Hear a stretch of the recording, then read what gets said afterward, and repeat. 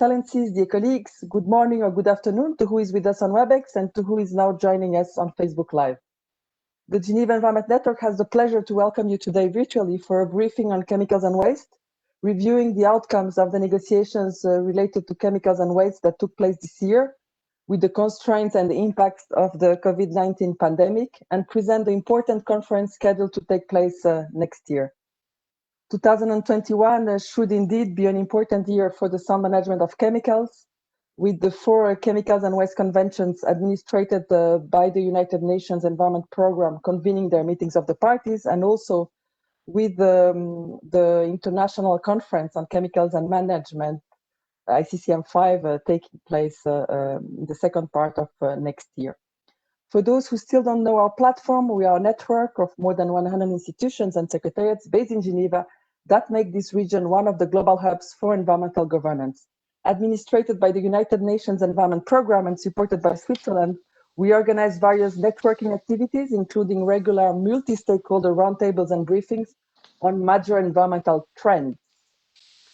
I will soon leave you in the hands of Carlos Martin Novella, the Deputy Executive Secretary of the Basel, Rotterdam and Stockholm Conventions, who will be moderating this event. But let me first introduce you the other members joining our panel this morning. We have also with us Monika Stankiewicz, the Executive Secretary of the Minamata Convention on Mercury.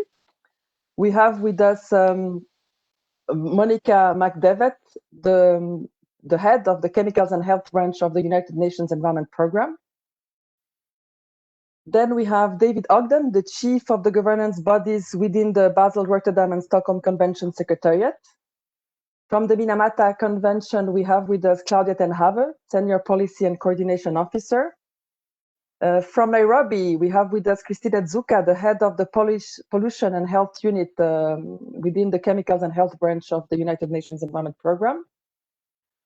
Again, in Geneva, we have with us Lanili Sharma, the coordinator of SciChem. And finally, from Switzerland, currently in Lausanne, we have with us Felix Wertli, the head of the Global Affairs section at the Federal Office for the Environment. I have now the pleasure to turn to you, Carlos, as you will be our moderator this morning. Thank you very much, Diana. Ladies and gentlemen, dear colleagues, it is a pleasure to welcome you all to this end of the year chemicals and waste briefing, which provides us with an opportunity to fill you in our work and to connect with you once again.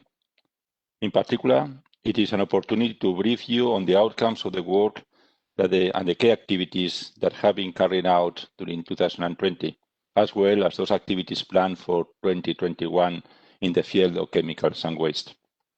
I also take the opportunity to welcome all of you, the panelists who are joining us today. You see we have the full house of the UNEP forces on chemicals and waste, both in headquarters and in the MEAs. And we are keen to give you this briefing this morning. Ladies and gentlemen, 2020 turned out to be an unexpected, challenging year for all of us, and not least for the chemicals and waste global family. We have been living under uncertain times under COVID-19 pandemic with huge human health and socioeconomic challenges for countries and individual citizens. In the long term, the pandemic also provides an opportunity to build back better.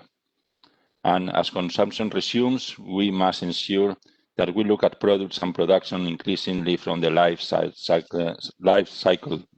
point of view to ensure that greater sustainability is hardwired into the new normal.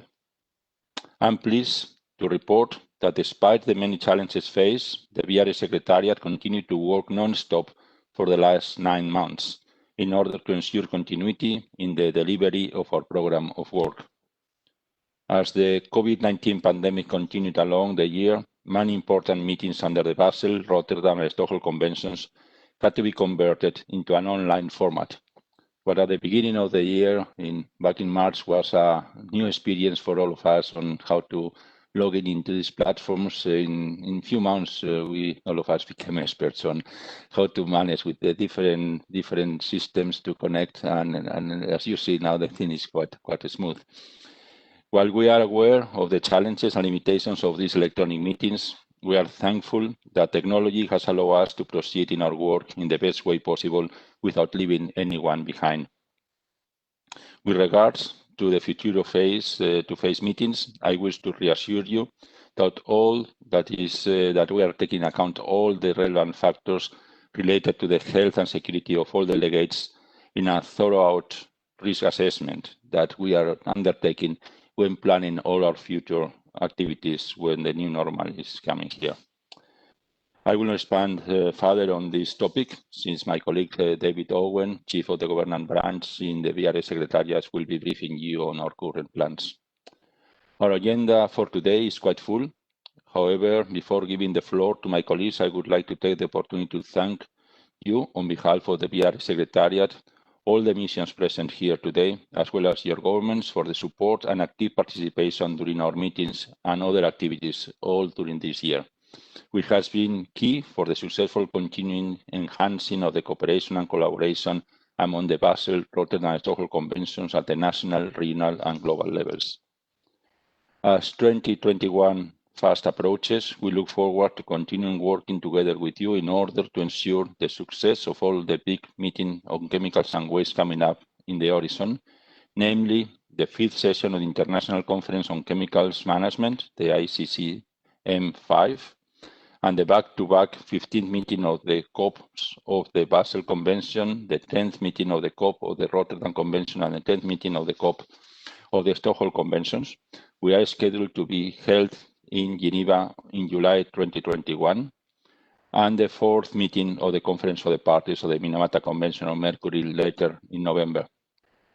As you realize that we are today in a celebrating day, probably today is the anniversary of Beethoven, so hopefully we'll hear some good music this evening in our houses, but also we are planning for other celebrations. And next year is also the 20th anniversary of the Stockholm Convention. So we will prepare for celebrating that as far as we can. I trust that you will find this briefing useful for planning your work ahead, and thank you very much for your attention. I would like to invite you now, Monica Stanguetsis, the Executive Secretary of the Minamata Convention on Mercury, to make a few welcoming remarks. Monica, you have the floor. Thank you so much. I hope you can hear me well. Good morning, good afternoon, good evening to everyone, Your Excellencies, distinguished participants, dear colleagues. Let me welcome you to the Chemicals and Waste briefing on behalf of the Minamata Convention Secretariat, the briefing kindly hosted by Jen. The event is a wonderful opportunity for us in the Secretariat to finalize this extraordinary year with expressing our appreciation and big thank you to our 125 parties, including 8 new parties who have joined the convention this year, for your commitment, implementation efforts, and strong engagement in intersessional processes of the convention. The Minamata Convention has just passed its 3-year mark, and the parties are now reaching early milestones. One such a milestone is the 2020 deadline to phase out manufacturing, import, and export of listed mercury-added products such as thermometers, certain lamps, batteries, cosmetics, and pesticides. Parties have been undertaking efforts in many other areas and throughout the life cycle of mercury. This includes actions to reduce and, where feasible, eliminate the use of mercury and mercury compounds in artisanal and small-scale gold mining, the biggest used and emission source of mercury globally, and have been doing so with the great support of many partners around the world, including the GEF, the part of the Convention Financial Mechanism, and the Global Mercury Partnership, and others. And we have just launched the 3rd round of specific international program, also part of the Convention Financial Mechanism, to provide capacity building and technical assistance support to the parties who are developing countries and countries with economies in transition. These are just few highlights of your party's work, which matters the most, because this is where real improvements in the status of the environment and in the well-being of people takes place. My colleague Claudia ten Haf will present further details of the great work done this year and also the work that still needs to be done in the run-up to the COP4. This has been an unprecedented year for all of us, as Carlos mentioned, as we have been carrying our obligations and tasks amidst COVID-19 pandemic, and no country has been spared the negative consequences of it. The need to support national implementation of the convention has been greater than ever. Thus, I'm especially grateful to our national focal points in the capitals, missions in Geneva, and all who have been working on the convention on a daily basis, engaging and keeping the momentum of this young convention. On the level of the Secretariat, the pandemic showed to us how beneficial and inspiring it is to be part of the chemicals and waste cluster and of a larger family of multilateral environmental agreements and of UNEP. Each of our organizations have the same task: to adjust intersessional work and meetings so the work could continue. And together we have managed to find a way, learning from each other and building on each other's steps. Here I would like to thank my colleagues in BRS Secretariat and in the Chemicals and Health branch, and to Switzerland as a host country for the Minamata Convention Secretariat for the excellent collaboration during this year.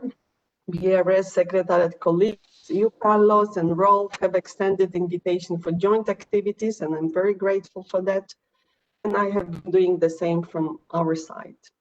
Our collaborative activities have followed mutual interests based on our respective work programs and based on the foundation of the tripartite task force between the two secretariats and the Chemicals and Health branch, created already some time ago and recently reinforced by the COP3 of the Minamata Convention. Mutual participation in each other's meetings, dialogues, online briefings, and side events, in particular recently under the Basel Convention, has been very useful to deepen the understanding, exchange, and progress on international trade control regimes, effectiveness evaluation, and environmentally sound management of waste. And we are about to finalize 2 joint exploratory studies on scientific evidence on links between chemicals and waste and climate change and biodiversity, respectively. Sometimes, instead of embarking on a new, one should appreciate what exists. And I have just attended the advisory group meeting of the Global Mercury Partnership, where I described the Minamata Convention and its Secretariat, and Global Mercury Partnership, for which UNEP serves as the Secretariat, as an example of good international governance, with a global treaty on one hand and a voluntary partnership of stakeholders on the other, both united for the same goal. So thank you, Monica and other colleagues in the branch, for providing this wonderful platform to the Minamata Convention, and also for seeking our Secretariat technical input to the process on post-SciChem and post-2020 biodiversity framework, as well as to our contribution to the ongoing discussion science policy interface showcasing Minamata Convention experiences. Last but not least, I appreciate UNEP's leadership to develop and implement various capacity building and technical assistance projects reflecting the real parties' needs. Next year, as you know, we all know, there will be major meetings to address 3 planetary crises: pollution, climate change, and biodiversity. The Minamata Convention COP will be held on the 1st to 5th November 2021 in Bali, hosted by Indonesia under the presidency of Ms. Rosa Ratnavati, and it will be the last in a series of chemicals and waste cluster meetings next year. And I'm looking forward to briefing you on a good outcome of our COP4 around the same time next year, where we will likely meet again at the Gen briefing. Thank you so much. Thank you very much, Monica. Now I would like to invite our other Monica in Geneva, Monica Magdebete, the Chief of the Chemicals and Health Branch of the United Nations Environment Programme headquarters, to provide us with an update of the work of the branch. Monica, you have the floor. Thank you very much, Carlos, and thank you to my counterpart, Monica, as well. Ladies and gentlemen, excellencies, welcome this morning to, I think, a really good way to end off 2020. I think it's a bit of an understatement to say that 2020 has been a year like no others. While much effort has gone into understanding the multiple impacts of the pandemic on our lives and our way of life, how we work and how we interact with each other, none of us stopped. We found innovative ways of connecting and reaching out to keep the agenda moving forward. We kept in touch with each other and we forged new partnerships. We continued to strive for excellence and deliver on our mandates. And we learned something new almost every day. The UN Environment Programme continued to deliver to our stakeholders and forge a new path to respond to the crises we and our planet faced. UNEP's medium-term strategy has recognized the central challenges of climate change, biodiversity loss, and pollution, the stability and long-term benefit of all life on Earth. In particular, the work UNEP undertakes on chemicals, waste, pollution, and health has kept pace with the challenges we faced, and much of that is due to the commitment and support we constantly receive from our member states, the generous contributions from our many donors, and the mutual support of the Minamata and BRS secretariats, and the active engagement of a wide range of stakeholders across the globe. Our success is certainly your success. Without going into details from which you'll hear more from my colleagues, I'd like to just highlight a few examples from the chemicals and health branch in areas that may not have received the same amount of attention as chemicals has in 2020, but nonetheless are important aspects of the chemicals, waste, and pollution efforts and challenges that we face in the environment. For example, UNEP strengthened its air quality management capacities. In 2020, this marked the first observation of the International Day of Clean Air for Blue Skies, a demonstration of global accelerated action toward improved air quality. UNEP also launched a new global electric mobility program to support a shift to cleaner, healthier mass mobility. This is a global program with 29 country projects, 4 regional support and investment platforms, and 4 global working groups, implemented by 8 major partners and led by UNEP and the IEA. The implementation plan, a UNEA mandate toward the pollution-free planet, is now firmly embedded in the new medium-term strategy and UNEP's program of work. Our partnership with the International Environmental Technology Center in Osaka, Japan, in collaboration with key partners, produced a report on waste management during the COVID-19 pandemic entitled From Response to Recovery. This includes emergency recovery and response plans and how these can be implemented during the pandemic, as well as long-term solutions with the aim of building back better. Our knowledge and risk team, led very capably by Jacqueline Alvarez and her team, produced no less than 5 flagship reports this year in response to UNEA mandates on the need to strengthen the science policy interface for chemicals and waste, on issues of concern, on green and sustainable chemistry, in support of strengthening the capacities of developing countries to undertake scientifically sound assessments of the effectiveness and decision-making on measures to eliminate the releases of persistent organic pollutants and mercury and exposure to them, with over 40,000 data points generated on the levels of these chemicals in human milk, air, water, and matrices of national interest, which were disseminated to some 42 participating countries around the globe. So they have been very busy. I won't steal Nalini's thunder, but with the postponement of ICCM5 to 2021, the ICCM5 Bureau established a virtual process engaging all SciChem stakeholders in order to keep momentum and to prepare for the negotiations next year. SciChem stakeholders have been actively engaging in the virtual meetings and providing written submissions, which has been a very encouraging sign. And the special program on institutional strengthening to support countries in the sound management of chemicals and waste itself went from strength to strength. We are now in round 4 of the proposals, which are being evaluated, and many of them are looking pretty good. Just to quickly conclude, because I know we have a packed agenda, I just want to remind us that 2020 was supposed to be a year for nature, and it was, but perhaps in ways we did not anticipate. But in order for nature to do its part in combating climate change, we need to make sure that nature functions to its full capacity in a clean and healthy environment for all. We cannot continue to take from the land and the oceans and give nothing back but pollution and expect those systems to still function perfectly. So with that brief introduction, and I hope piquing your interest in some of the other areas that we work on, I'd like to hand back over to Carlos, and I look forward to your questions, and I look forward to hearing from our colleagues on some of the more details of a rather exciting year 2020. Thank you. Thank you very much, Monica, for these introductory remarks. Dear delegates, excellencies, yes, with these introductory remarks from myself and my colleagues from the other key entities of UNEP based in Geneva, you will appreciate that there is a lot of interaction and collaboration among us in delivering our program of work. So now I would like to move to the second part of this briefing, that is intending to give you more technical details of what each one of us has been doing during last year and plan to do next year. Therefore, I would like to continue our program, and I'm now pleased to introduce my colleague, Mr. David Owen, Chief of the Governance Branch of the VRS Secretariat, who will brief you on the key outcomes of the work under the Basel, Rotterdam, and Stockholm Conventions in 2020 and the ongoing preparations for the 2021 meetings of the Conference of the Parties to the three conventions. David, you have the floor.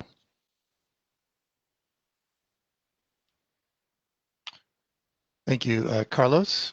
And I'm going to, well, there's a presentation. Thank you. As Carlos was mentioning, the whole pandemic situation has led to a number of changes to the way we do work, but nonetheless, the work has continued, and I think we have really not slowed down at all, and that's a tribute to not only the Secretariat, but all the parties and observers who are part of the process, really being flexible in trying to ensure that that the work carries on. So with that, I don't know if I have control over the slides, Ian. Okay, thank you. Well, the first thing I'd like to just mention is that the first major meeting we needed to do online was the open-ended working group of the Basel Convention. And since we were learning by doing, it took us a while to come up with a construct that works. And one thing that has been done actually in the Basel Convention for a while now in smaller groups is the idea of breaking up a meeting into separate segments. And so that way you're able to ensure that you extend and cover a lot more work than you would if you were just completely restricted to a set period of time. And based on that experience, we were able to discuss with the Bureau of the Open-Ended Working Group a model by which the first part of the meeting would be online, and that did in fact take place from 1 to 3 September of this year.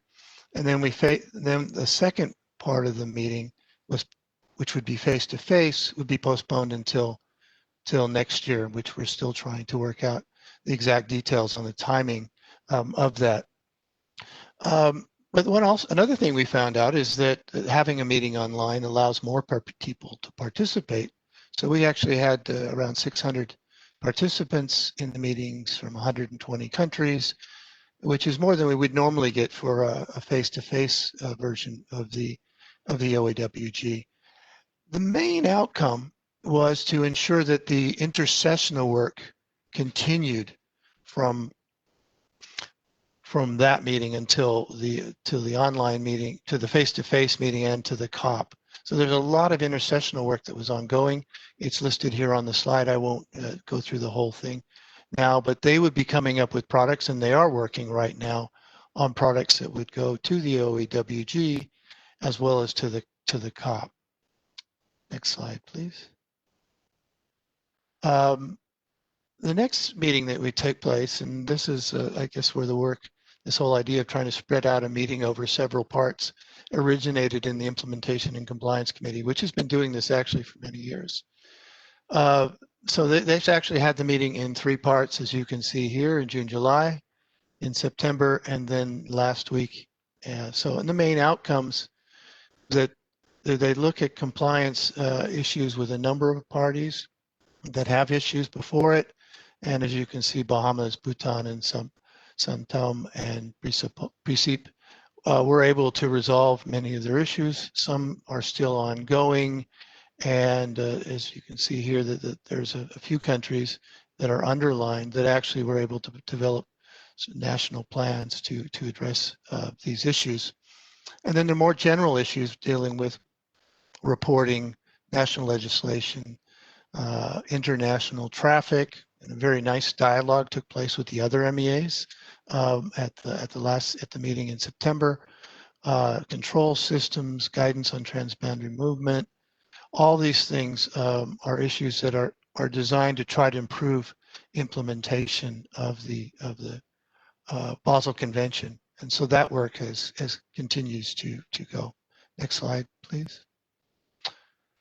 Then the area of work that has really taken off within the Basel Convention is the work on plastics, as we've begun to see that this is a global issue. We started learning a lot about it before the pandemic. It hasn't gone away with the pandemic. In many ways, it may even be a tougher challenge during the pandemic.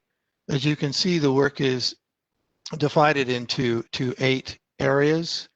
One is looking at amendments to the and there were amendments to the plastic waste, the deal with plastic waste in the amendments in the annexes to the convention, which enhance the control of the transboundary movement of plastic waste and strengthen the environmental sound management of plastic waste within countries. We're updating within a small intersessional working group, updating technical guidelines on plastic waste to provide guidance on the type and composition of plastic waste, legislative and regulatory frameworks that can be put in place, prevention and minimization potential possibilities, identification and inventory. There's a lot of different things that are ongoing that are included in this guidance that is being updated from an older guidance before all this new push on plastics has begun. There's a group looking at reviewing annexes, an expert group, and they are looking at additional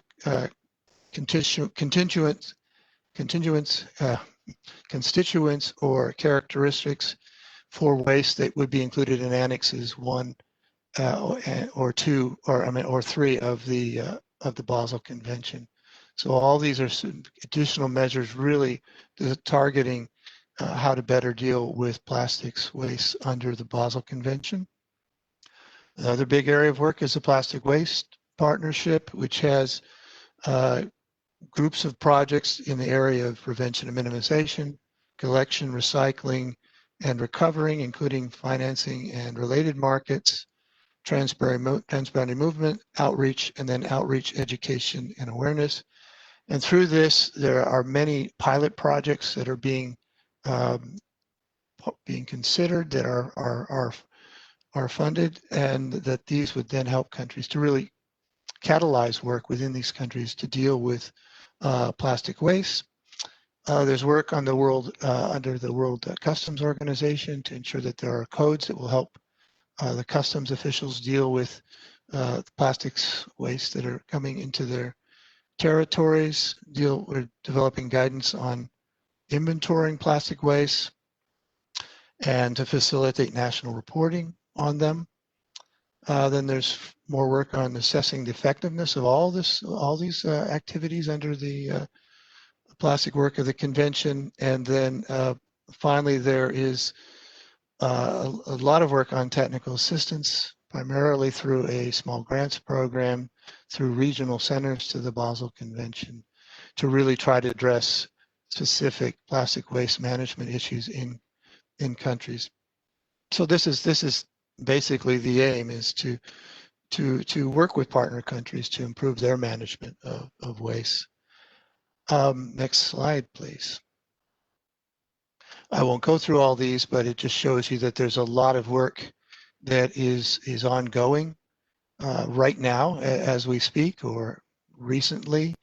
I would mention that the plastic waste, the new entries that were added at the previous COP, those amendments have been have entered into force. They've become effective, as in this case is the specific language that that we use for that. Next slide, please. And then I think these are very quite important, and these are recent developments that actually deal primarily with proposals to amend the Basel Convention. These are not plastics, these are dealing with e-waste actually. And so there is a proposal from the European Union that looks at amendments to the annexes, Annex 4, as well as certain entries in Annex 2 and 8 that were submitted by the European Union. And these actually include additional operations to be covered by the convention. There is also a proposal from Switzerland and Ghana to amend entries to Annexes 8 and 9 and a new entry in Annex 2. And these would be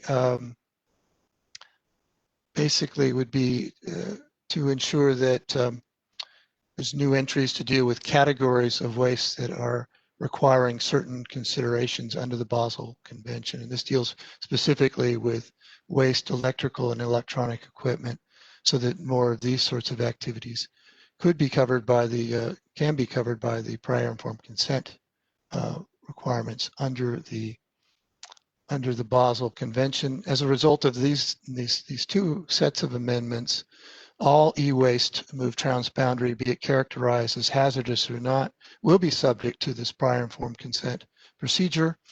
And the ultimate goal of the amendment proposals is directing that these e-waste are moved in a transboundary manner, so that the final disposal or management are done according to state-of-the-art technologies and contribute to a circular economy. And then finally, there's a submission by the Russian Federation on a proposal to amend Article 2, Paragraph 2 of Article 6 of the Basel Convention by adding specific guidelines to specific deadline of 30 days within which a state of import would have to have the obligation to reply to the notification of a proposed transboundary movement. So it sets more of a time limit on that. And next slide, please. So now we move to the Rotterdam Convention. So you can see that there's a lot been going on under Basel, but still the other two conventions are still plowing ahead as well.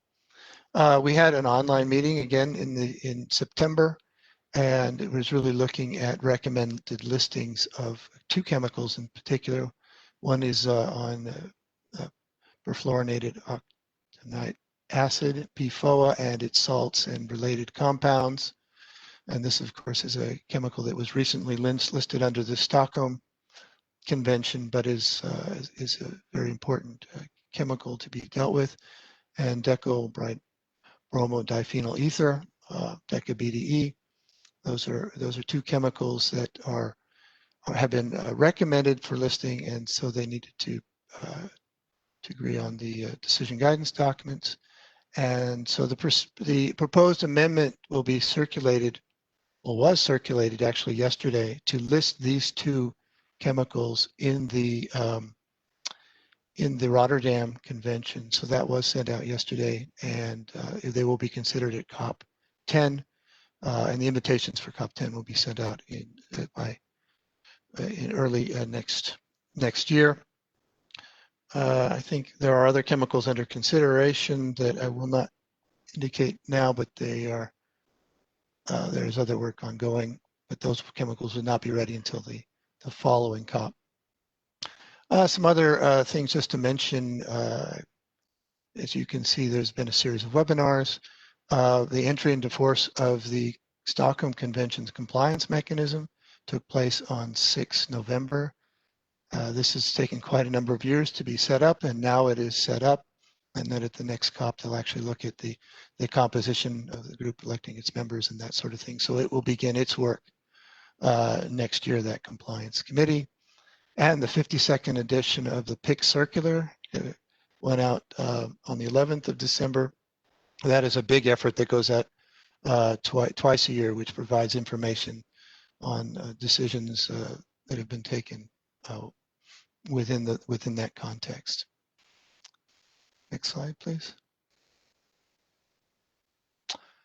Okay, now the next one here we have is the under the Stockholm Convention, the POPs Review Committee, and it will meet the 11th to 16th of January online.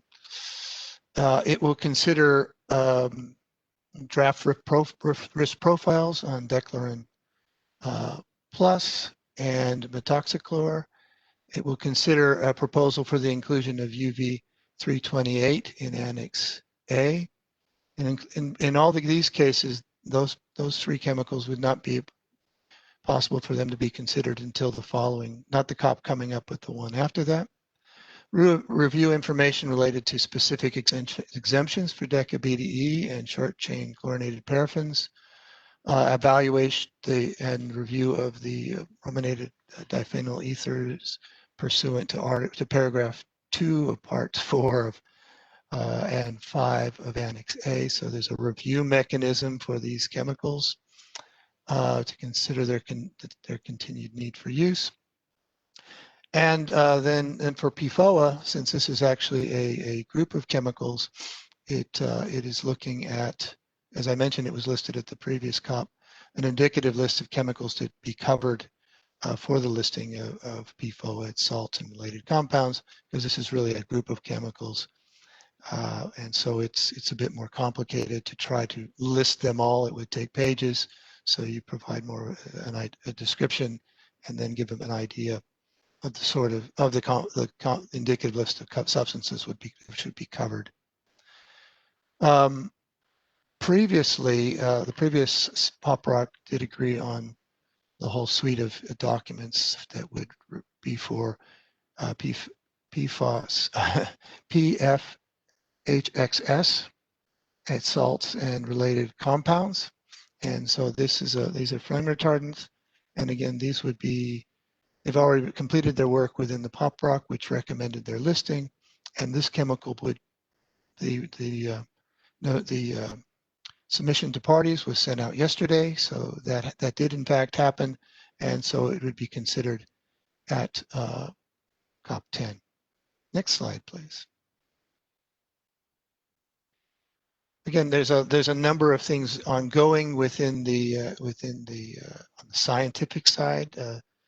The Stockholm Convention has many scientific processes. One is the work on the global monitoring plan, which is then evaluated by the COP as required by the convention. There's an intersessional working group on action on PCBs, work on best available techniques and best environmental practices to deal with unintentionally reduced POPs. There's the DDT expert group, which deals with evaluating the continued need for DDT in disease vector control. And then we would mention that the entry into force of the amendments for listing dicafol and PFOA to Annex A as related and related amendments to the PFOS part of the annexes to Annex A to the Annex A and B to the Stockholm Convention. Those entered into force on 3 December, so very recently were those. And it's an example of how the Stockholm Convention continues to deal with emerging issues, different chemicals, and then how to deal with them. And so I think it is an example of how it's a very robust convention. And then you can see there will be another meeting on the PCB group online. That's fine. Continue. And I think this is pretty much my last slide. And this is the one that really is a challenge for us. We do have the meeting is scheduled, the meeting of the 3 conferences of the parties, which are held simultaneously over a 2-week period. That is from the 19th to the 30th of July of 2021 at the CICG in Geneva. Regional meetings would be held the day before on the 18th. It would include a 1-day high-level segment. The theme is Global Agreements for a Healthy Planet, Sound Management of Chemicals and Waste. And then in terms of preparations, because we don't know exactly where we're going to be in terms of the pandemic, that we really have to begin looking at potential contingencies in case we're not able to hold that meeting face-to-face. We're hopeful we still can, but there is a joint bureau meeting, a meeting of the bureaus of the three conferences of parties of these conventions. And at that meeting, they will be considering the implications, including possible contingency plans and other organizational matters. The document on this was actually posted yesterday, so you can see the different potential options, apart from face-to-face, on online or hybrid models are examined, or even a two-part model, as you're seeing with the OEWG, and as the United Nations Environment Assembly is also actually going forward with a two-part solution, which would involve an online when scheduled, and then face-to-face a bit later, like in 2022. So that final decision on what to do in terms of how to go forward with the next set of COPs is to be taken, final decision by February, and so that will actually be done, of course, by the joint bureaus themselves in consultation with the president, and taking into account whether or not it is actually physically possible for us to do it at those dates. And then finally, we are still in the planning phases for regional preparatory meetings that would be held back to back, or in fact some ways jointly with the ICCM5 regional preparatory meetings. Those were just beginning our discussions with the SciChem secretary to how to make sure that those are meshed together, and hopefully those two will be able to take place. But of course, we also need to take into account the pandemic. I think next slide. So that's all I have, and as you can see, as I mentioned, there's a lot going on. There's still a lot of uncertainty, but we're also seeing light at the end of the tunnel, and it'll just how close the end of the tunnel is with the pandemic. We hope to see in the next couple of months how that will affect our planning. So that's it for me. Thank you, Carlos. Thank you very much, David, for your presentation. As colleagues may have realized, the BR Secretariat was not in the office during these months, but colleagues have been working quite hard from the kitchen tables or living room tables or the tables of the school in the rooms of the children. So we have managed to deliver our program of work. I would like to remind all of you that we will have a session on questions and answers after the presentations, and thus I would invite you to submit your questions in the chat box so that we can address your questions after the presentations are done. I would like now to introduce Mrs. Claudia Tenjave, the Senior Policy and Coordination Officer of the Minamata Convention on Mercury, who will brief us on their activities. Claudia, you have the floor. Thank you so very much, Carlos. Thank you so very much, colleagues. Thank you for your time to be here today. It's my pleasure to follow Monica Stankiewicz to give you a bit more detail in terms of the work of the secretariats of the Minamata Convention, both in terms of looking over this past year, but also looking forward to 2021. And indeed, you see us from in the Minamata Secretariat, also from our spare bedrooms or kitchen counters, etc. So pardon the background. If I may have the next slide and the next one. I'd like to take you in 5 steps through this presentation. First, to give you an overview. And of course, our work, as any work of the convention, of any convention, is done between the bookends of the COPs, so to speak, and against the overall provisions of the convention. And so we completed COP3 last year in November, and we are heading and working towards our COP4 in November at the end of next year. And I shall be giving you a bit of information more on this intersessional period. So moving to the next slide. COP3 concluded with 13 decisions, and so much of the work that we have been doing with parties, for parties, with stakeholders is guided by the decisions and the requests contained in these decisions. These decisions are all, of course, available in our COP report and also newly available on our website just by decision if you press either of those links and would like to get quick access to any of that. Moving to the next slide. Looking at this past year, this most unusual year, of course, I'd like to just shortly speak to these 5 areas of work to highlight that firstly, of course, all of our work is in preparation of COP4. The Bureau of the Minamata Convention has met 3 times in this year, once in February and then later in June and October as well, each time electronically to continue its work and its preparations and its considerations of the program of work, of the actions towards COP4, but also to be informed of procedures, etc., vis-a-vis and information vis-a-vis the COVID context, and to keep this under very close review. Other work in preparation of COP4, of course, is the intersessional work, which I'll speak to in a moment, and also other items as contender program of work. And here I will highlight just a bit the gender work in a moment. 2 other areas I would just like to point out are firstly the great progress made by parties in terms of their national reports, the first national reports that were due to the convention. And I'd also like to speak very quickly to the joint task force between the Secretariat of the BRS, Minamata, and of course the UNEP Health, Chemicals and Health branch.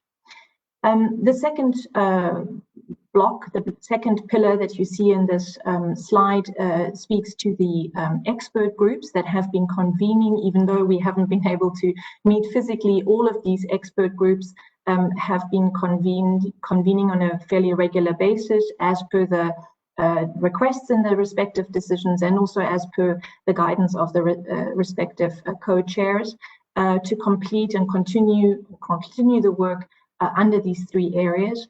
The first is an expert group on the review of Annex A and B of our convention. Annex A, of course, refers to mercury products, Annex B to processes that contain or utilize mercury in some ways. The second group is on mercury releases to look at the point sources of mercury releases, and the third group on mercury wastes.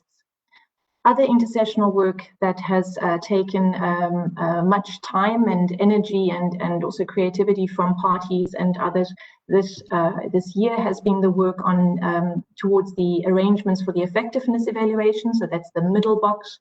I will speak to this in a little bit more detail in a moment, but basically there are 3 areas of work for parties. The one is on indicators. The second has been a request to the Secretariat to draft monitoring guidance, and then also a Secretariat request to begin work on the supply, trade of mercury, a report, and also including the waste angle of this. As Monica pointed out earlier, we just launched the next round of the specific international program. So this work also progressed this year, even though, of course, the COVID content meant that the governing board could not meet in person. They were able to meet electronically to look at the 15 projects that are currently under implementation from round 1 and 2, and to decide to be able to launch round 3. And lastly, the last box, I'd like to give you just some detail on our so-called Minamata Online Season 1. This was a set of webinars and information sessions we've been holding in very much a response to the COVID-19 context and our response to try to be close to parties and stakeholders as we progress through this year. This session had 13 formal sessions on various topics organized along 3 work streams. The one work stream is on implementation, review, and support that I lead. The second work stream on mercury science that my colleague Esa Kutoda, who's also, of course, joining us today, leads. And the third stream on COP4 preparation under Monica's leadership. Just to add that we had this season run from September to December. And we're also, in a way, piloting some earlier sessions already in June. But I will show you a slide on that in a minute. At the bottom, you see that the Secretariat has also been building step by step our capacity building and technical assistance program. And the areas of work that this contains both this year and also next year are the 2020 products deadline, work on Mercury trade, work on emissions, as well as general provisions, mostly through the Minamata online sessions that we did, and also some work on ratification support to new parties.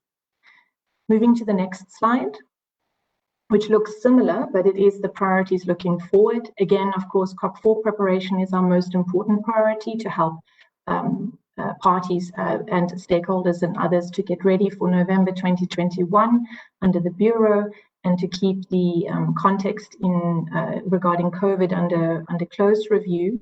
Also with regard to lessons learned and experiences of our other MEA colleagues, whether they are the ozone colleagues that have been able to convene a fully online COP earlier this year, or other such meetings as our BRS colleagues, and other parts of the UNEP sort of MEA universe. We are engaging across our secretariats to exchange on how to support meetings, whether fully virtual or hybrid, and going forward this will continue, and so we will then be able to advise the Bureau further and parties on the exact preparations for COP4 in November. Having said that, the current plan, just to make it quite clear, is of course that we would be able to meet in person, face-to-face in Bali, but the direct decisions on this will be taken during the course of the year. I'd also just like to point out here that other planning for the year will include regional meetings, which I'll show you in a moment.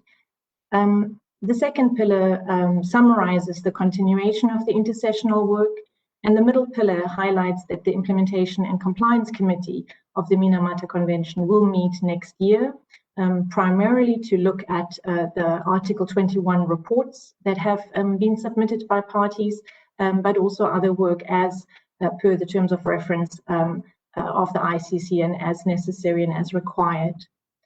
As two other priority areas for 2021, I'd like to just point your attention to the overall work of the financial mechanism. The financial mechanism of Minamata contains both the GEF, or is consistent both of the GEF, which provides a large portfolio of support to parties, and also the specific international program. And GEF will engage or begin its GEF aid replenishment planning. And so for next year, this is a very important priority, both for the Secretariat and also for parties. On the specific international program, the applications for the third round will be coming in March of next year, and the governing board will be able to review them and make its decisions ahead of COP4 on which projects it's able to support. And lastly, just to say that looking forward to next year, we are looking forward to be able to launch a second season of Minamata Online.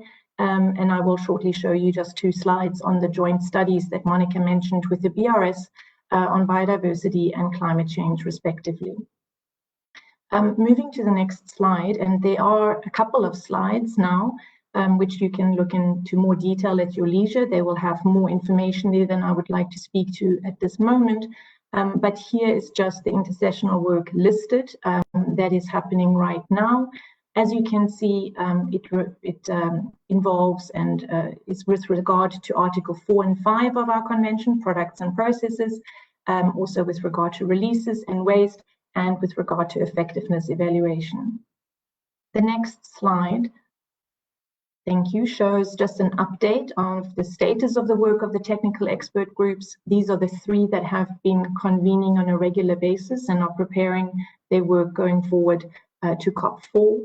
And just like David also noted in his presentation for the BRS, we have also noted that electronic interaction has actually ensured many more people are able to be part of some of these deliberations. And also there has been a fairly good ability to keep chronological archiving of progress going forward through online workspaces, and to keep parties informed as much as possible of progress being made. And so while it has not been ideal to only work in electronic means, these expert groups and other work that's ongoing at the intersessional level have not been interrupted or delayed because of the lack of physical meetings. Here, I'd just like to recognize, of course, the work of the co-chairs for the three expert groups. For the Annex A and B, this is ably led by Ireland and Guyana. For Mercury releases by Eswatini and the United States, and for Mercury waste by Switzerland and Nigeria. Moving to the next slide. Just to highlight that the intersessional work on effectiveness evaluation, for your interest, you can follow every step of it on our website in terms of the next steps. As mentioned, there are three areas of work: on indicators, on monitoring guidance, and on the report on trade and supply, including waste.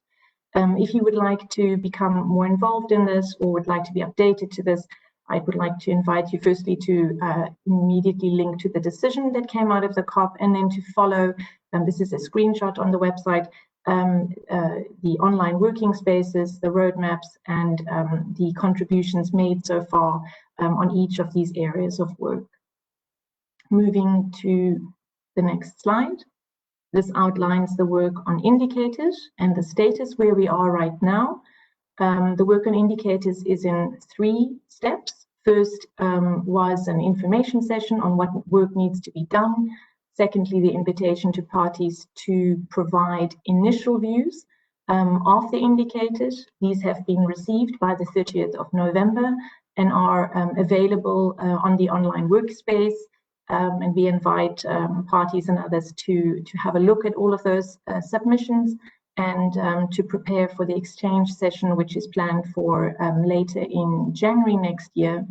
And all of this is in support of parties' ability to prepare for their formal submittal of views on the proposed indicators. If any of this information is new to you or you'd like to be better informed of it, just send us an email and we shall be sure to put you on the Executive Secretary notification letters in this regard, or just have a look at the website to see the different items of work. Thank you. The next slide, which is the one on monitoring guidance. And this is a very, very important area of work, and it requires expertise, which we've been able to convene broadly, both in terms of experts from parties and stakeholders, and also the Secretariat is being assisted by an air, a biota monitoring, and a human biomonitoring expert in the drafting of this guidance. This work is really very important as a foundation for the overall effectiveness evaluation going forward. And you will see here that some steps have already been taken, and the draft guidance will be available on the website in January for comment and further consultation earlier next year. And moving on, just a small highlight here on the work on gender. It is a very special area of work, I think, for almost all conventions and certainly for the whole UNEP family. But to look at the implications of gender and Mercury in particular is an area that the COP endorsed that we shall work on. And so with the generous financial support of Sweden, the Secretariat is undertaking to develop a gender roadmap for this work, and submissions toward this work have been solicited. If you did not see this call in time, please get in touch with us, because we shall be happy to receive more information in terms of gender and Mercury work that you might be doing, or information and studies that you might be having. It is our intent as a Secretariat to prepare this gender roadmap early next year. And then if I could go to the next area, which is just to give you a very small overview of the ongoing work of the Secretariat to support parties and stakeholders. So this one is the Minamata Online that I mentioned earlier, and you can see the program of all the sessions that we delivered. You could link to it if you missed any of them and would like to see any of them. Each one is a hyperlink to the presentations that were made and also to the recordings. So we hope that they remain the type of go-to place for information on all of these areas. We are now looking at how to put together the Minamata Online session for next year, and have prepared a survey which we would like to share with as many as possible in terms of information to help guide us in terms of how we should be calibrating the second season. Keeping in mind that our Minamata Online is supposed to be both accessible to perhaps newcomers to our convention or to the work of Mercury, but also useful to experts that have been with us for many, many years or have laid the foundation of our work and are known in the community. And just to say here, we've also been working with many colleagues, and we've also had at least one of the sessions was done with the waste expert colleagues from the BRS, because of course there's an important interlinkage between Minamata and the Basel Convention in terms of waste. And moving on, the next slide shows just in visual terms some of the work that we are doing and that we are being supported in doing by our donors and partners, mostly on the 2020 products deadline that is now upon us, and which parties have to report to at the end of 2021, but also work on emissions and trade. And here the Global Mercury Partnership is really a very important partner in much of this work, and experts and others from this partnership are often part of our work in this regard. We are very grateful to the European Commission, the European Union, for their continued support to the Secretariat in this matter. And I would also just like to show that we are also working with UNITAR and the assistance of Switzerland on some ratification assistance to some more countries to join the formal Minamata family. And our thanks also always to many, many experts and stakeholders in our networks, including Zero Mercury Working Group and NRDC in terms of our work in this regard. And then just one slide on the specific international program. We now have a newsletter that informs of the progress of the program and of the projects, etc. If you're interested in following us, following this newsletter, please drop us a line and we shall be happy to put you on the contact list. You will see here the faces displayed of the governing board that just met. This is a new governing board following the founding governing board that began the work on the specific international program in 2018 and 2019. We are in very good contact with many of the project managers of our 15 projects. We are doing this through digital coffees because we cannot be with people in countries or cannot meet with them on the sidelines of meetings like we used to. And of course, it is not ideal, but it is at least a way to reach out to our different project managers.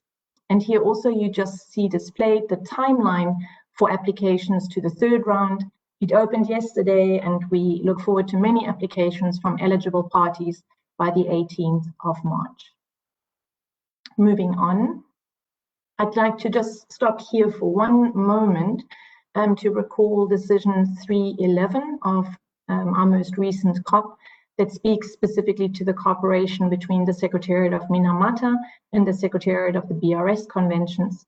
And just to also highlight that with the branch, these three entities are part of what is known as the Joint Task Force that has been working on enhancing programmatic collaboration amongst our three entities for quite some time and have recently more invigorated this and given more definition to this to enhance programmatic collaboration, to enhance delivery and efficiencies of our respective program of works, and to explore linkages with the broader agenda. And also to reply to decision 311 under the overall steer of this joint task force, working groups are in the process of being formed, both inter-secretariat working groups, that is working groups between the Minamata Convention Secretariat and the BRS Secretariat on very specific items as required and mentioned and called for in this decision, and also tripartite working groups where the expertise and networks and of the branch are very much part of all of our work. The next slide simply shows that one of the areas of work which has been new and very interesting and very collaborative has been the joint studies that have started this year between the BRS Secretariat or by the BRS Secretariat and the Minamata Secretariat to look at the interlinkages of our respective 4 conventions, the Basel Convention, the Stockholm Convention, the Rotterdam Convention, the Minamata Convention, vis-à-vis climate change on the one hand and biodiversity on the other hand. We realize that this does not include some other important components of the overall cluster, but it was just our very first and joint attempt to look at our conventions and to understand better the scientific and other linkages with these 2 important areas of work. And to just highlight that national reports are a very important part, of course, of our work, and to run extremely quickly through the next slide of just saying thank you to our parties for the very, very high reporting rate. Almost 80% of our parties have completed their reports. Here and there, a couple are still hanging, and we are working with parties to have them submitted as soon as possible. And moving on. We are now working, of course, to support parties for the reporting at the end of next year, which will be the full reporting framework or set of questions. And just to say, if you're interested in seeing any of the national reports of our parties so far, 91 of them in total, you can see all of them on our website as per the screenshot. And moving on. Important work for the implementation committee next year is to look at these reports. We just show you here the members of the implementation and compliance committee, the meeting is set to take place in the first half of next year. And moving on, our national focal points are our primary interactive points with each of the parties. Again, we are very, very happy to say that we have 91% of our focal points in place. Should you want to reach any party at all, please go to our website for the full contact details of the parties. And for parties that have notified, if there are any updates you'd like us to make, please let us know. And just while I'm on this page, just one comment. If you would like to know the status of contributions, you can see them here. Everything is updated at the end of every single month, and you will be able to see basically how we are doing, which so far, thankfully, we can say for Minamata has been very good. And to finish, because we are racing to COP4, we have 125 parties and are very happy about that and looking forward to having even more. The next slide just shows the bureau that supports the work until COP4, and that will be also part of the decision-making advice in terms of moving forward for COP4 in this context. And here are some very important dates that are coming up, also important in terms of deadlines for offering to host COP5, etc. And also just to note that in September, we will have our meeting documents available and the regional meetings are planned as per now.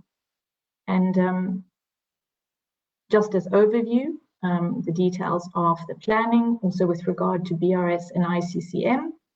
And very lastly, the next slide, we hope indeed that we are able to meet with as many of you as possible in Bali at the end of next year, depending, of course, how the next year evolves. But this is just as final slide, the overall passage between now and November 2021 for us at the Minamata Convention. Thank you very much. Thank you very much, Claudia, for your excellent presentation. As mentioned earlier, in the interest of time, I will suggest the participants to this briefing to submit their questions on the chat on writing, and we will address them at the end of the briefing. Now, I would like to invite Mrs. Monica Magdebete, Chief of the Chemicals and Health Branch of the United Nations Environment Programme, to provide us with an update on the work of the branch. Please, Monica, you have the floor. Or I understand that Cristina Suka is going to take up this agenda item? Yes. Cristina, go ahead, please. Thank you. Thank you very much. Good morning and good afternoon, distinguished participants. Through my presentation, I'm going to focus mostly on the upcoming strategy for UNEP on chemicals and pollution, rather than going into details on the achievements of 2020, Monica McDevitt has already provided some highlights on that. Could the presentation be shown? Yeah, thank you so much. Yes, so 2020, as many have already said, has been a very challenging year. Many plans have changed. However, we have been able to deliver quite a lot in terms of knowledge products. We launched the International Year on Clean Air for Blue Skies and many other important milestones. However, even if COVID-19 has created a challenge, it has also given us the opportunity to rethink a little bit the relationship between health and environment, which is already a very strong focus of this branch.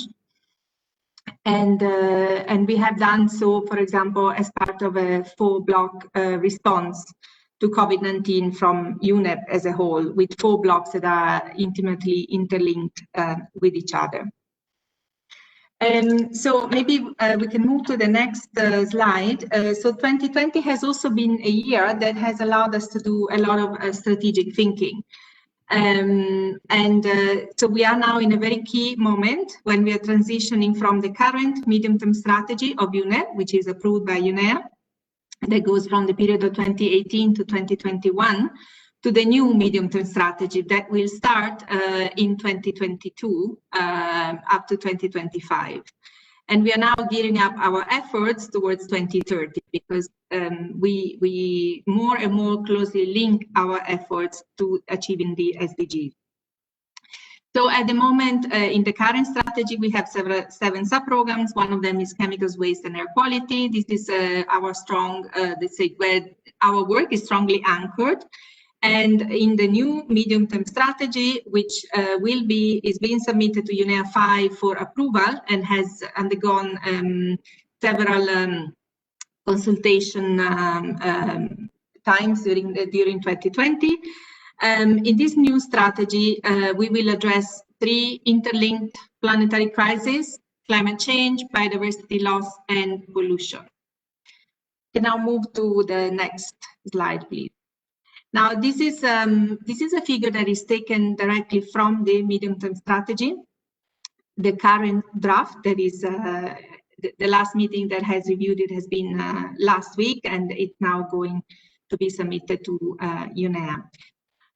You will see from this diagram that we have 3 thematic sub-programs. So as I mentioned, we have 3 interlinked planetary crises.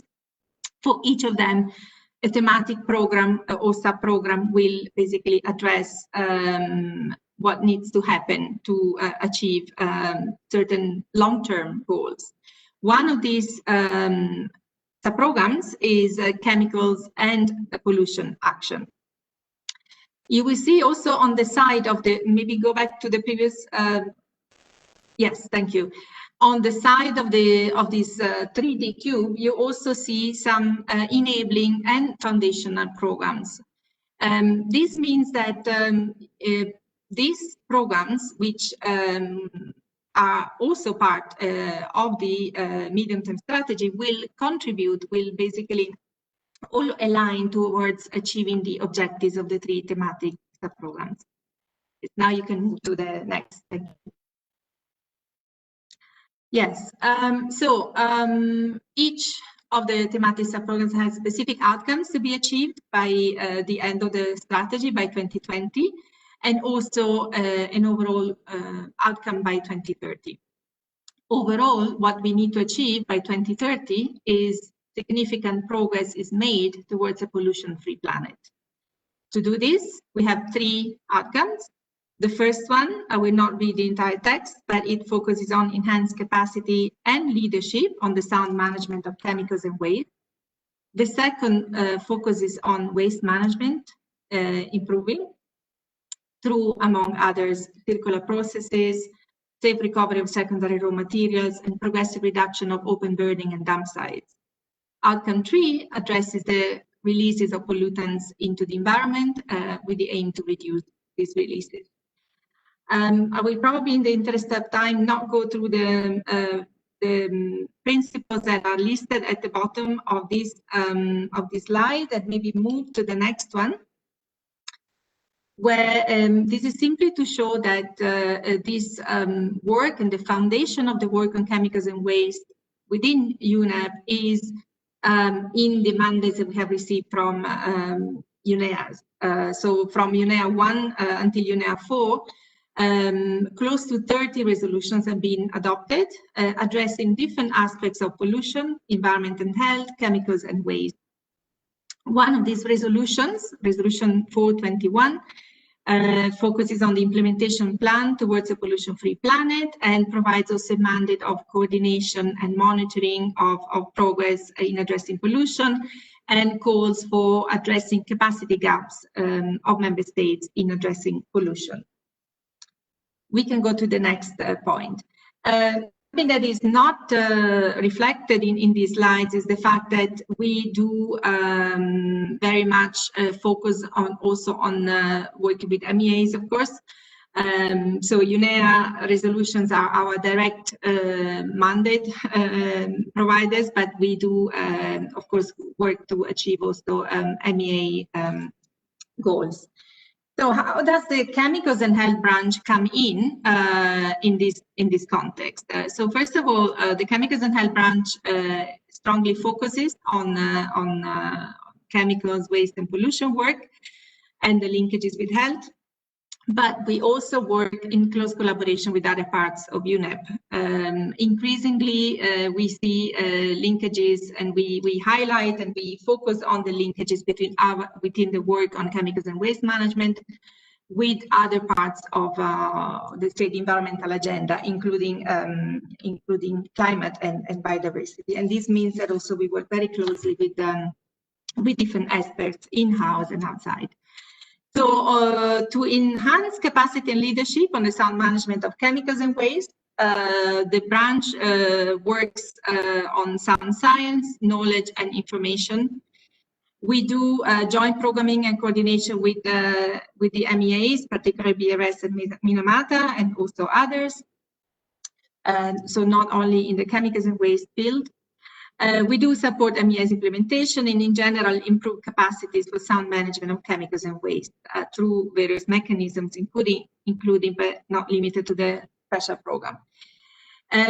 We also support enhanced cooperation across sectors, particularly on environment and health, and in some cases from the specific angle of chemicals and waste management, but also from different angles such as air quality, and the links with health, antimicrobial resistance, and many other issues that are specifically at the nexus of environment and health. And of course, COVID has also brought us a new lens in a way to this. For improved waste management, we do work on strengthening the 3 Rs. We also promote sustainable waste strategies and actions through innovative approaches, for example, EPRs. We strengthen capacities to manage specific waste streams. We work, for example, on use lead acid batteries, e-waste, plastic, and many others.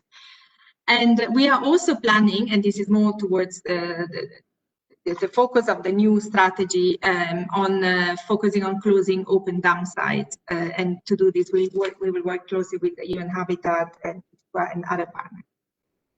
Now, on the specific aspects of release of pollutants, one important task that we are undertaking and will be a priority for 2021 is to track global status of pollution and policy actions to address it. So we are, for example, in the process of finalizing a global assessment of air quality action, and we are also working on a pollution summary report, which will provide a status of pollution across all forms of pollution, and which will be the beginning of a series of reports which will review this progress on a regular basis. We do promote knowledge exchange, capacity strengthening, cooperation on various issues, particularly on air quality. We also do specific work to improve air quality through mobility, electric mobility, cleaner fuels and vehicles, non-motorized transport.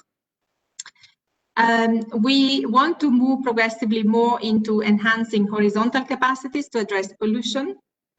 We do public advocacy, we promote informed consumer choices, and many other aspects of shifts in policies and behaviors that are needed to reduce pollution. We, of course, have projects mostly funded by GEF that directly address releases into the environment of any regulated pollutants.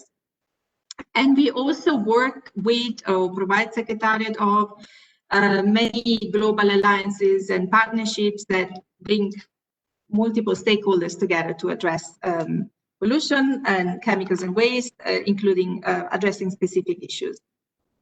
We can go to the next slide, please. Now, maybe a few key opportunities and approaches in moving forward.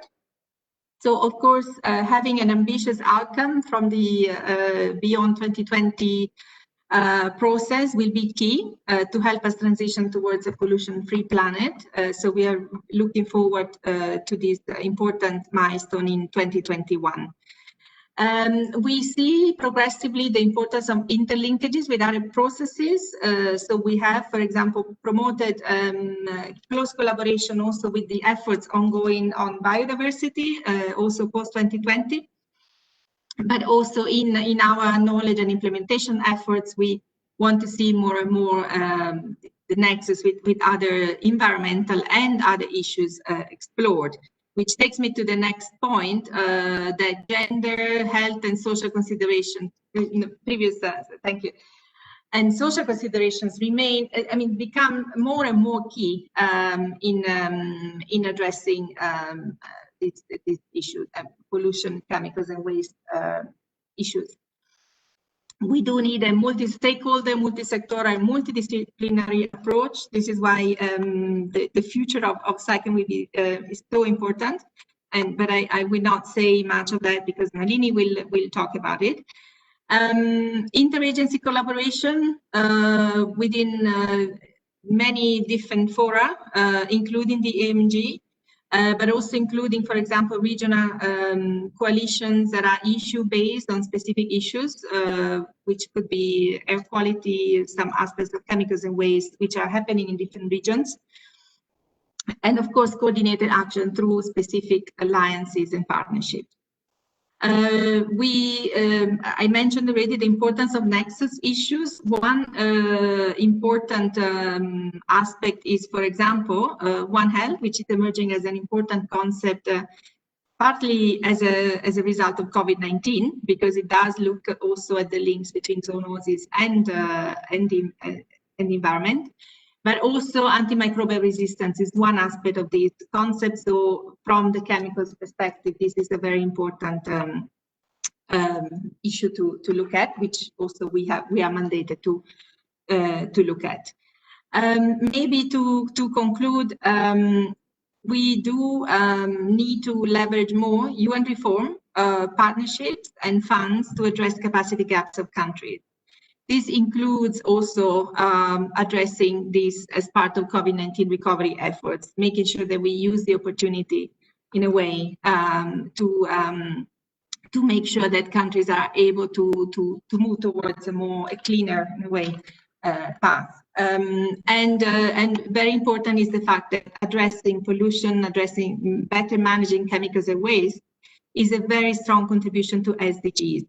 So there are many ways in which we can demonstrate this, and I think in UNEP we more and more link our work to this. I'm not going into any detail of this. This is just to show that, and this is part of an IOMC publication, how addressing chemicals and waste management has a very direct and important impact on achieving all the sustainable development goals. I think we can go to the last slide. This is a thank you slide. I would like to thank you very much for the attention. There are two linkages here to our website on the work on chemicals and waste that we do in UNEP, and also a link to a pollution-specific site that is building on the structure and the objectives of the implementation plan towards a pollution-free planet. Thank you very much for your attention. Thank you very much, Cristina, for your presentation, and please transmit our best wishes from Geneva to our colleagues in Nairobi. Thank Take you. care. And now I will move very quickly to give the floor to Mrs. Nalini Sharma. Nalini Sharma is the SICAM coordinator to provide an update on the strategic approach on international chemicals management. Nalini, you have the floor. Please try to be brief because we are running really out of time. Nalini, the floor is yours. Thank you so much, Carlos. I will try and be very brief. I do recognize that time is running out and we still have one more presenter. Thank you so much to Diana and her team for organizing this meeting. Thank you to all participants for being available today. I will quickly give you an update on what's happening in the SICAM world. So if you can go to the next slide, please. As many of you might know, ICCM was originally scheduled to take place in October of this year. Due to the restrictions of the COVID-19 pandemic, both the intersessional process of fourth meeting as well as ICCM 5 were postponed March 2021 and July 2021 respectively.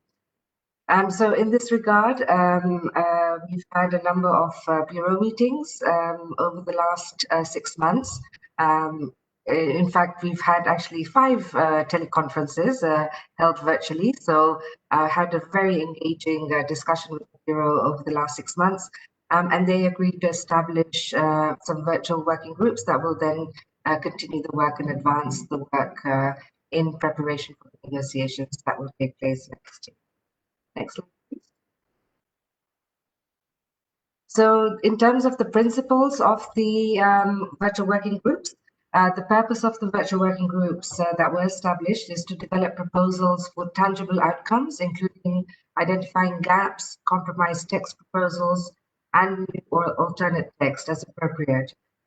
The outcomes of the virtual working group have been discussed that will be presented as meeting documents and will be then considered at IP4 and transmitted to ICCM 5. It's very clear and has been noted multiple times the virtual working groups are not intended to replace formal face-to-face discussions at IP4, and the negotiations will continue to take place at face-to-face level at IP4 and ICCM 5. The virtual working groups are really there to establish, to continue our work, to advance on some of the text and prepare the delegates for these important negotiations. One of our co-chairs of the intersessional process has a nice analogy. The last time we saw some of the text for SICAM was last year in October in Bangkok. And so this really facilitated us to review what has been put on the table, to remind delegates of where we have reached and where we need to go. And then the virtual working groups are established to work on a few specific technical issues that need further development. And that did have some discussion at IP3, but needed further discussions. Next slide, please. So we have here now the 4 virtual working groups that have been established on targets, indicators, and milestones, on governance mechanisms to support implementation, on issues of concern, and the final one on financial considerations. I won't go into detail here, but I would encourage participants to look on the SICAM website. We have a lot of information in terms of the agendas of each of the virtual working group, the electronic submissions that have been received, the outcomes. We also have been recording the sessions as well. So please feel free to access this information at your own time. The next slide, please. So just here quickly, graphics on the registrations for virtual working groups. You'll see that we do have an equal number approximately for each of the virtual working groups have registered who participate either in the virtual meetings or through electronic feedback. In each of the virtual working groups, we have more women than men represented. In terms of regional distribution, the number of participants from the different regions varies largely with approximately 60% of the participants joining from the EU Triskans region. Africa, GULAC, and Asia Pacific each represent approximately 10 to 15% of the registrations, and the Central Eastern Europe region is least represented. So we hope that we can find some other means as well to engage better with these regions and boost their representation. However, I will say that although the participation is as we have mentioned, we've been receiving electronic feedback from the different regions as well. Next slide, please. This graphic shows the distribution of registered virtual working group participation by participants, by stakeholder group. So here you'll see that government representatives make up approximately half of the participants.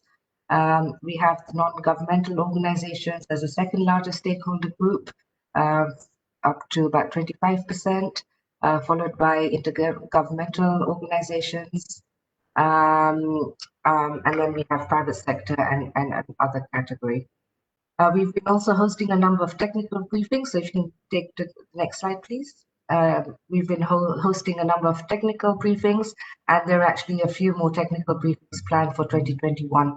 And again, this information will be provided on the website as we go forward. The next slide, please.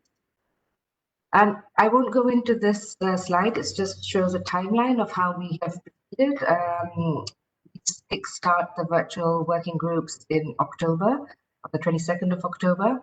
They will continue running till 21st or third week of January 2021. So there's been a lot of work that's been done. The co-facilitators of each of the virtual working group have put in an enormous amount of work and time, and the participants as well of the virtual working groups have really engaged actively through their participation either in the virtual working group or through electronic submissions, which I mentioned earlier. The next slide, please.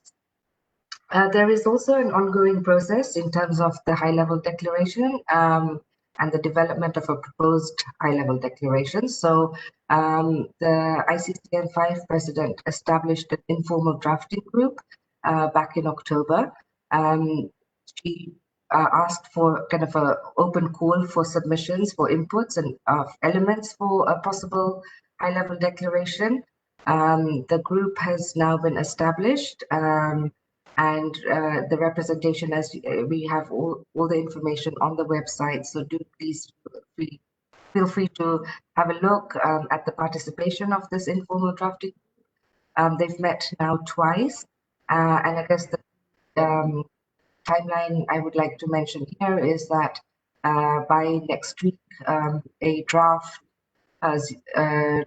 structure and key elements will be submitted for electronic feedback up till the 15th of January 2021.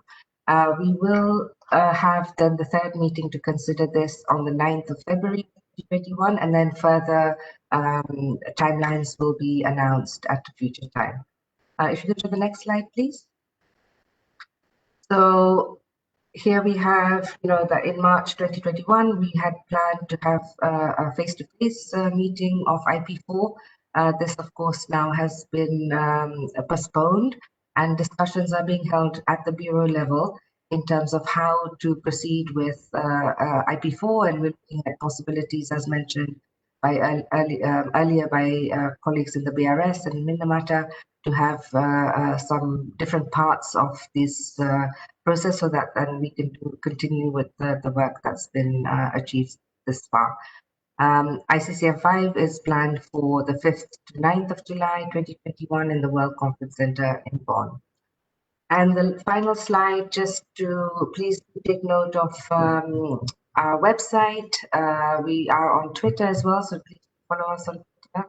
And if you have any questions or you need clarification, please contact us, and we'll be happy to respond to you.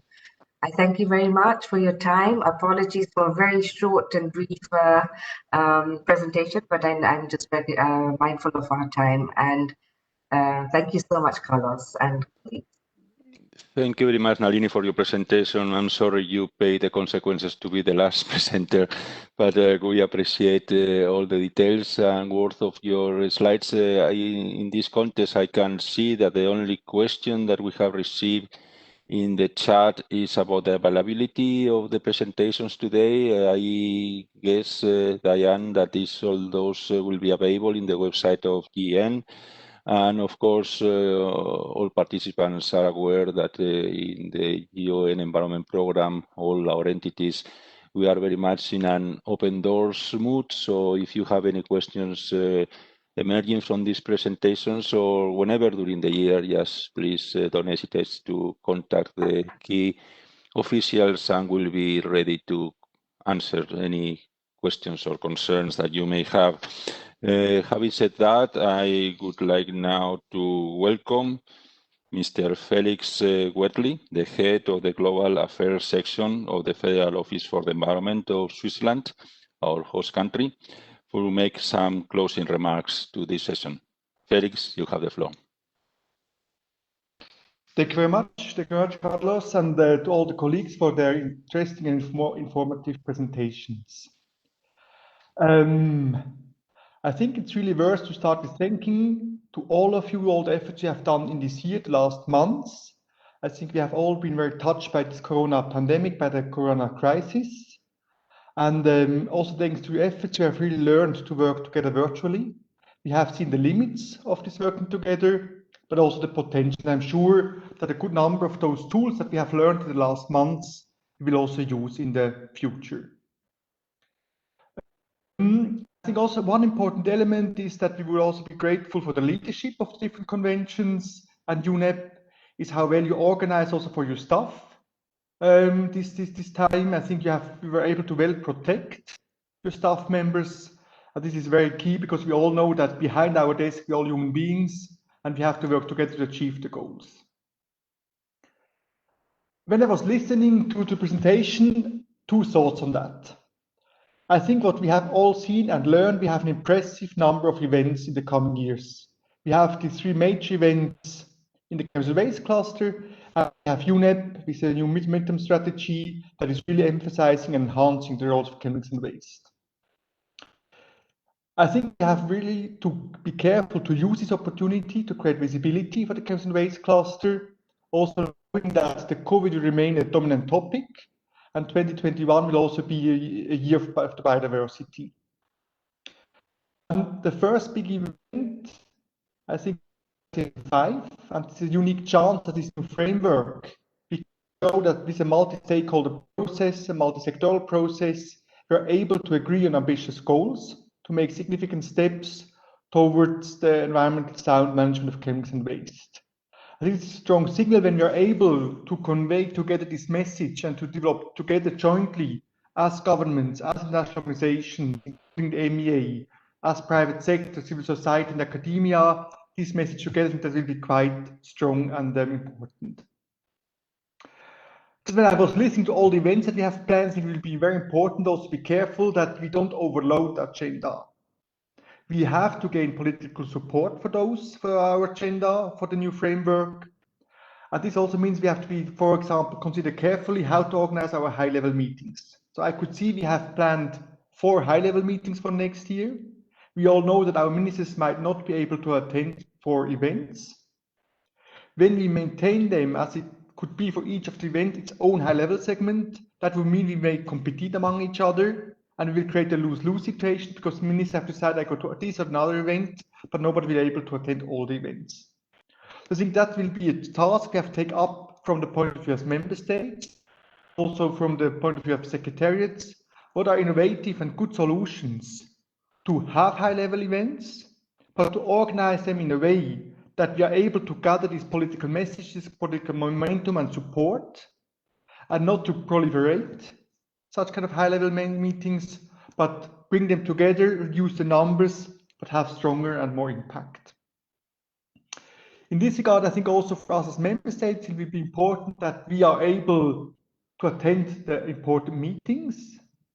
And for sure, that will also be a task of the Secretariat, and in particular of this task force that is led by UNEP and coordinating the whole chemicals and waste cluster, that you are able to check the schedule of work meetings to avoid overlap of meetings, or that the schedules are getting too dense.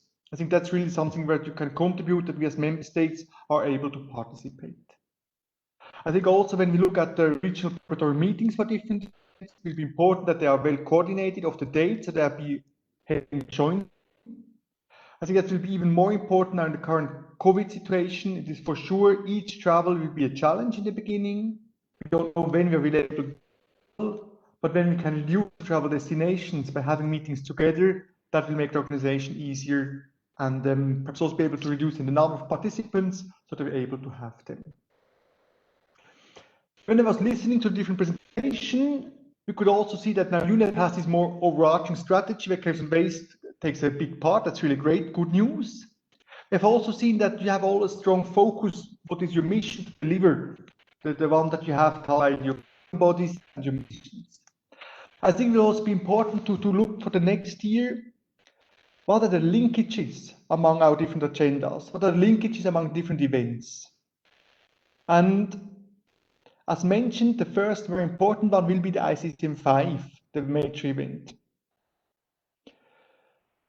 We will hopefully be able to create this universal framework that will not guide or steer the different actors of the chemical waste cluster, but all the actors in the chemical waste cluster will be able to contribute to the achievement of these frameworks. And I think one element also that is linking us all together is this question of how to strengthen science policy. We all know that in the field of chemical waste, a tremendous amount of research is done. But we know that we lack on the global level a tool that allows a more focused communication between policy and science. So a tool where policymakers can address the question to academia, so that academia knows what policymakers need to develop further policy options. We have different tools. We have, for example, the Global Chemist Outlook. It's a great tool. We have a great second report, but we also see the limitation of it. For example, on the content, it was not able to take really to provide further inputs or really go deep enough on issues of concern, or provide a horizon scanning what policymakers would need. We have also seen, compared to other reports provided, for example, by IPCC or IPBES, the visibility was much lower. So we don't have the political impact we would need. And I think that's one of the topics we should further discuss next year, because it touches all different actors in the chemicals and waste cluster. A first good opportunity is at ICCM, where we can discuss and define what we as a cluster need on the regards of science policy. And I would also like to thank UNEP for the report that you have provided on this topic of science policy. It's a different kind of options. A option that is mentioned in the report is a intergovernmental body, so a science policy platform. Such a platform would not duplicate or replace existing scientific bodies under the MEAs. They have specific mandates and specific tasks and rules, and they work quite well. But it would be an opportunity in such an intergovernmental body to take up functions like this horizon scanning and early warning, so that we know what are new challenges that are coming up. It would be able to undertake specific assessments. So questions that, for example, ICCM, other governing bodies, also for MEAs, could say that's something we need further information, perhaps beyond what we have in our specific issue we're dealing with, but to get a better understanding, comprehensive picture. Another function could also be that this increases the visibility of the chemicals and waste issues, creates more awareness of policymakers and also the larger public. And I think ICCM will be a first important step to discuss the needs of our clusters towards such a science policy panel, to discuss further interactions, how could this interact with different bodies. And I think that all of you, we need the Secretariat organizing the ICCM, we need different MEAs to provide the inputs there is, and for sure also UNEP. These are a few thoughts from my side, and to conclude, I would now just give a special thank also for Diana. I think Diana has organized a tremendous amount of GEN events this year. GEN has adapted very fast to this COVID context. Diana, are you able to use the virtual tools and settings? I think we had a high learning curve. Noah also mentioned somebody, the first electoral meetings, I think Carlos mentioned open working group, were positive experiences. We have seen we're able to talk together, to work together, but we also have seen that we have to learn. And I think now in the few last months, we have made tremendous effort and also achievements. We have learned a lot to work with those tools. And therefore, Diana, really a big thank you to you and also to the Europe office of UNEP for all what you have done in this time, how you have used those tools, and you were able to create a platform, a virtual platform that even went beyond the Geneva community. I think that's also really something that we will keep up and also use in the post-COVID time. So thank you to all of you for this interesting exchange today, for all the work you have done in this year, and looking forward to a good holiday season and then taking up the work with good success next year. Thank you. Thank you very much, Felix, for your remarks and wise advice as usual. And I would like to acknowledge also the strong support that the Swiss government provides to all the entities that are involved in this chemicals and waste hub here in Geneva.